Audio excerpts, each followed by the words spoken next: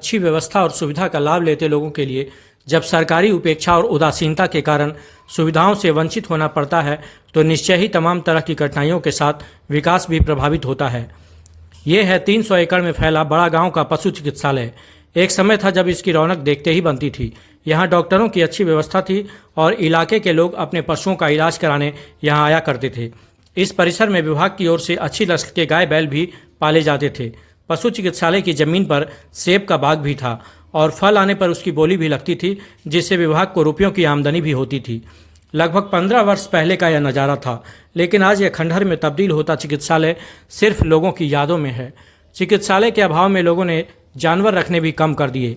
इस इलाके में गाय बैल काफ़ी संख्या में लोग पालते थे, लेकिन अब चिकित्सा सुविधा उपलब्ध न होने से इन लोगों ने पशुओं को पालना बंद कर दिया।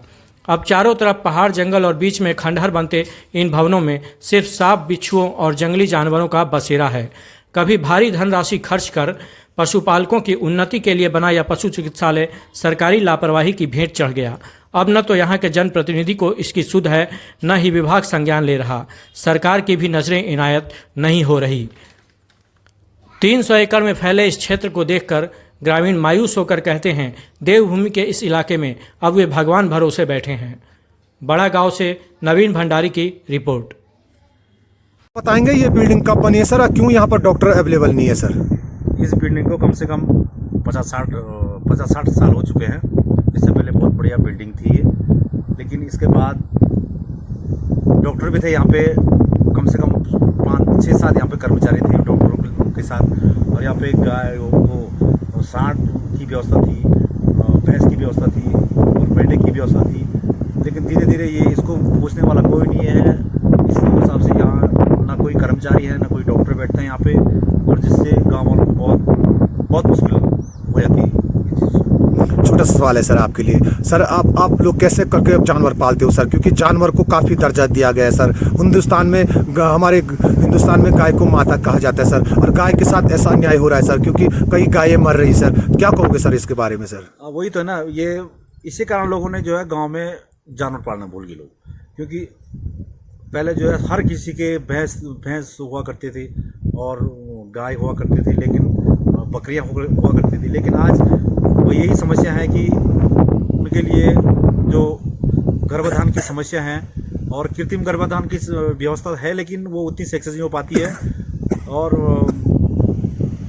कभी कभी तो क्या होता है कि ये कृत्रिम गर्भाधान में जो बछड़े हैं, कभी बछड़े की मौत हो जाती है, कभी गाय की मौत हो जाती है, और कभी उस प्रसव के दौरान गाय भैंस की उसके दौरान गाय की तबीयत खराब हो जाती है। और जब तक कोई कर्मचारी बड़गांव में पहुंचता तब तक उसकी मौत हो जाती है। तो हम चाहते हैं, सरकार से चाहते हैं कि यहाँ पे जैसे पहले था, यहाँ पे पूरी व्यवस्था थी, उसको दोबारा व्यवस्था किया जाए। यहाँ पे कर्मचारी की व्यवस्था की जाए, यहाँ पे सांड की व्यवस्था की जाए, यहाँ पे भैंस की व्यवस्था की जाए और मेंढे की व्यवस्था की जाए। इससे पहले क्योंकि यहाँ पे अलग अलग गाँव से, जैसे मेरठ है, यहाँ पे ढाक है, यहाँ पे परसारी है, सारे लोग पहले आते थे यहाँ पे। लेकिन अब व्यवस्था नहीं होने से लोग जो है उनको पालने भूल गए। सबसे पहले आप अपना नाम बताइए। मैं हेमंत सिंह रावत, ग्राम बड़ा गांव, यहाँ का उप प्रधान हूँ मैं। अच्छा, आपसे एक सवाल है। हम जहाँ यहाँ पे आए हैं, ये पशु चिकित्सालय है, ये काफ़ी जीर्ण शीर्ण हो चुका है। तो ये इसमें हम देख रहे हैं कि कुछ भवन इसमें मतलब कुछ 1-2 साल पहले, 2-3 साल पहले बने नए भवन हैं, लेकिन कुछ भवन ऐसे कि बिल्कुल जीर्ण शीर्ण हो चुके हैं। अब ये भवन कब बना है और इसकी स्थिति ऐसी कैसे होगी है? सर, यहाँ पे पहले तो बहुत अच्छी व्यवस्था थी। कम से कम 50-60 साल पहले से ये भवन जो पुराने थे ये बने थे पहले भी। अब कोई भवन नहीं, ये नया बना है अभी फ़िलहाल 2-4 साल पहले बना था। यहाँ पे अभी 5-7 साल पहले यहाँ आदमी रहते थे।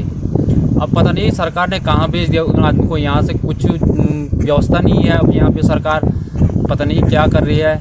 न यहाँ पे सांड की व्यवस्था है, न भैंस की सांड की व्यवस्था है।